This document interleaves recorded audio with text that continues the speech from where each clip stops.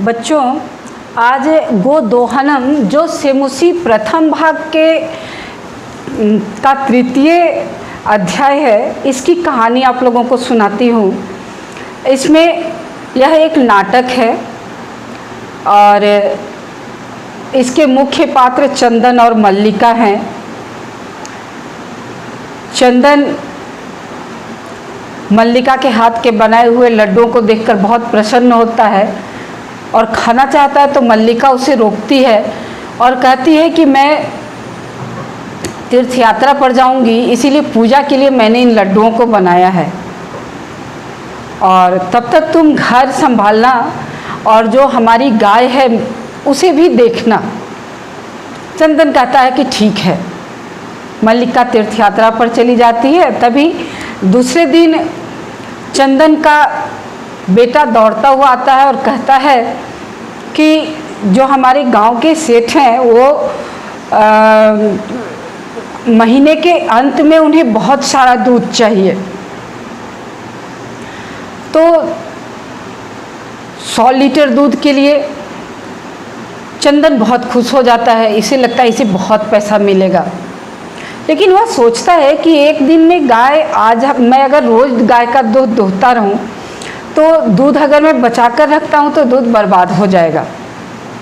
यह सोचकर वह कहता है कि अब मैं ऐसा करता हूं कि दूध ही नहीं दूंगा, गाय के अंदर ही दूध छोड़ देता हूं ताकि दूध सुरक्षित रहे और महीने के अंत में मैं बहुत सारा दूध दूहकर सेठ को बेचूंगा और बहुत सारा पैसा कमा लूँगा। यह सोचकर वह गाय को दूहना बंद कर देता है, लेकिन उसे बहुत अच्छे खाना खिलाता है, घास भूसा चोकर, उसको मतलब पौष्टिक आहार देता है, उसकी बहुत सेवा करता है। और कुछ दिन बाद मल्लिका भी आ जाती है तीर्थ यात्रा से, तो वो मल्लिका को भी बताता है कि मैंने गाय को दूहना छोड़ दिया है और वह भी बहुत खुश हो जाती है। कहती है कि वाह, आप तो बहुत अच्छा काम किए हैं। हम लोग अब महीने के अंत में सेठ को 100 लीटर दूध बेचेंगे और उस 100 लीटर दूध के बदले बहुत सारा धन लेंगे और उस धन को लेकर हम लोग बहुत धनवान हो जाएंगे। यह सोचकर दोनों बहुत सोच कर खुश होते हैं और जैसे वो दूध दूहने का समय आता है, सेठ के दूध लेने का, दोनों मिलकर कुंभकार अर्थात कुम्हार के पास जाते हैं जो नए नए घड़े बनाने में व्यस्त है और उससे बहुत सारे घड़े मांगते हैं जिसमें वो 100 लीटर दूध रख सकें। कुम्हार कहता है कि ठीक है, पैसे दे दो और घड़े ले जाओ। तभी मल्लिका कहती है कि अभी तो हमारे पास पैसे नहीं हैं, हम बाद में जब दूध का दाम मिल जाएगा उसके बाद दूध बेचकर आपको पैसे दे देंगे। तो कुंभकार थोड़ा नाराज़ होता है, कहता है कि नहीं नहीं, ऐसी बात नहीं है, जब तक तुम पैसे नहीं दोगे मैं घड़े नहीं दूंगा। तो मल्लिका कहती कि अच्छा ठीक है, जो अभी पैसे तो हमारे पास हैं नहीं, ये जो हमारे गहने जेवर हैं आप इसे अपने पास रख लीजिए और हमें घड़े दे दीजिए। तो कुंभकार यानी कि कुम्हार कहता है कि नहीं, ऐसा मैं नहीं कर सकता, तुम मेरी बेटी के समान हो और मैं अपनी बेटी को आभूषण विहीन नहीं कर सकता, इसलिए तुम घड़े ले जाओ और जब दूध बिक जाए तब उसके पैसे तुम हमारे घड़े के पैसे चुका देना। दोनों बहुत खुश होते हैं, चंदन और मल्लिका, और दोनों आते हैं। दूसरे दिन शाम को चंदन और मल्लिका दोनों मिलकर गाय को अच्छा खाना खिलाते हैं, गाय की पूजा करते हैं, उसे तिलक लगाते हैं, उसकी आरती उतारते हैं ताकि गौ माता बहुत खुश हो जाएं। और सुबह बहुत सारा दूध दोहना है, इस सोचते सोचते सो जाते हैं। सुबह होती है, चंदन सारे घड़ों को गाय के पास रख देता है और दूध दूहने के लिए। तभी वो मल्लिका को भी आवाज़ लगाता है, तो मल्लिका कहती है कि आप तब तक गाय को दूहना शुरू कीजिए जब तक मैं आती हूँ थोड़ा सा काम निपटा कर। सारे लोग वहाँ गांव के बैठे हुए हैं दूध लेने के लिए।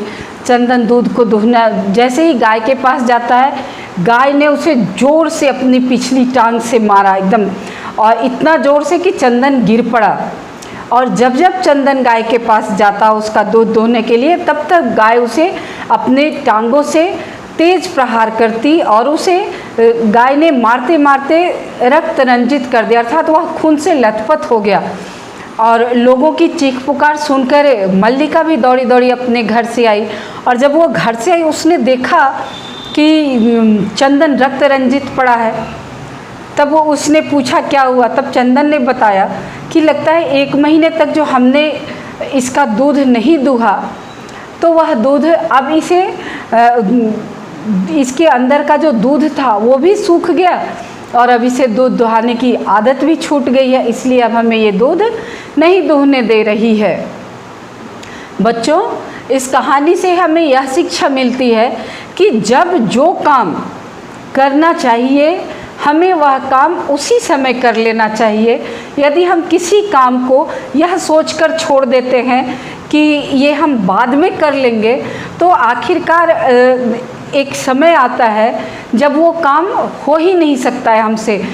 मान लीजिए हम एक उदाहरण देते हैं कि जैसे हम अपनी बहुत सारी किताबों को उसमें बहुत सारे जो पाठ हैं उनको छोड़ देते हैं यह सोचकर कि जब परीक्षा आएगी उस समय हम इसे पढ़ लेंगे, अभी तो इन पाठों की कोई खास आवश्यकता नहीं है जब तक परीक्षा नहीं होती है, और हम अपना खेल कूद में समय बिता देते हैं।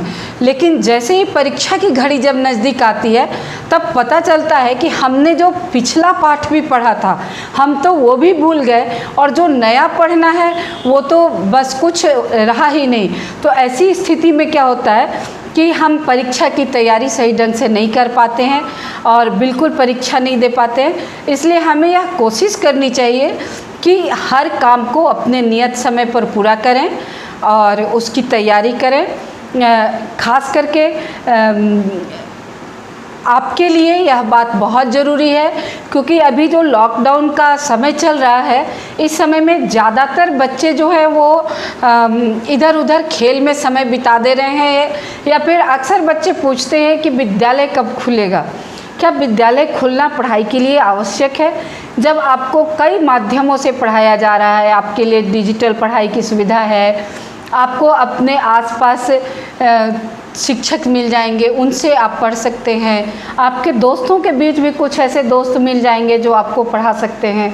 तो आप सतत सजग बने रहिए और प्रयत्नशील रहिए, तभी आपको परीक्षाओं में सफलता मिलेगी, अन्यथा आपका 1 वर्ष बर्बाद हो जाएगा। आप चाहे दोष कोरोना को दें, चाहे दोष अपने व्यवहार को दें, चाहे अपने अभ्यास के न कर पाने को दें, किंतु घाटा हर हाल में आपको ही होगा। इसलिए अपने आप को इस स्थिति पर से उबारने के लिए सतत परिश्रम आपका आवश्यक है। निश्चित समय पर अपने कार्यों को पूरा करते जाइए। भविष्य के लिए किसी भी कार्य को रोक कर या जुटा कर कभी मत रखिए, क्योंकि ऐसी परिस्थिति में ना आप आज वो काम कर पाएंगे और कल तो वह काम हो ही नहीं पाएगा। धन्यवाद। उम्मीद करती हूँ कि हमारे बच्चे मेरी बात को समझेंगे और वो अपना काम सही समय पर सही ढंग से करने का प्रयत्न अवश्य करेंगे। आपको जब भी आवश्यकता हो हमारे पास आ सकते हैं, हमसे फ़ोन पर बात कर सकते हैं। हमारे चैनल पर आपके किताबों की बहुत सारी जानकारियां हैं, आप उन्हें ले सकते हैं, उसके माध्यम से पढ़ सकते हैं।